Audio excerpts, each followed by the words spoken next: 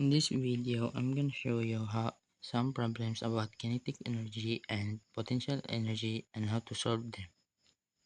First, we're going to start in kinetic energy. Problem. A soccer ball with a mass of 450 grams moves at the speed of 40 meters per second. So the given is mass is equals to 450 grams and the velocity is equals to 40 meters per second. First, we're going to solve the kilogram. 450 grams times 1 kilogram divide 1000 grams is equals to 0.45 kilograms. And after that, we're gonna solve for the kinetic energy. Kinetic energy is equals to 1 half mv squared. That is the formula on how to solve it. Kinetic energy equals 1 half 0.45 kilograms times 40 meter per second squared. Kinetic energy equals 1 half times 0.45 kilograms times 1600 meter per second squared is equals to 360 joules. So we have 1600 meter per second squared here because because we because we because we multiply 40 meter per second squared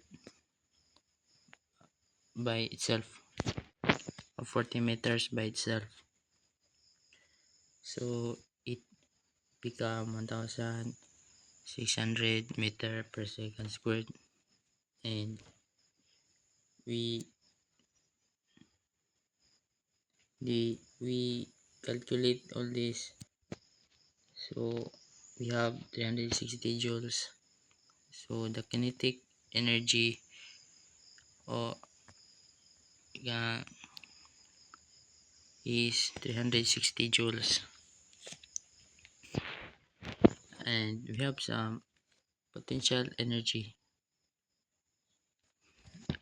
Problem. A phone that weight 200, I forgot to put the 200,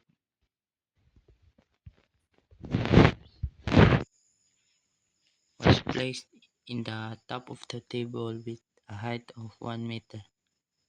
So the given is mass equals 200 grams, height is equals to 1 meter, and the gravity is equals to 9.8 meter per second. Remember that the gravity will not change. So the potential energy formula is this. Potential PE is equals to mgh.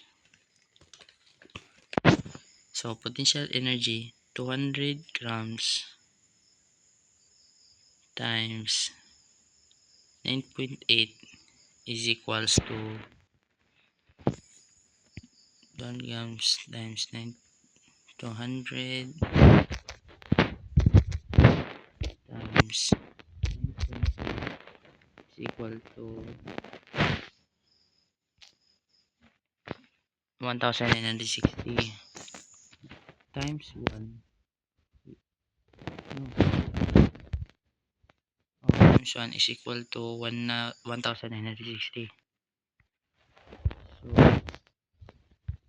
that's why we have potential energy is equals to 1960 joules. So that's how we solve the kinetic energy and the potential energy. So I know that this is simple, but that's it.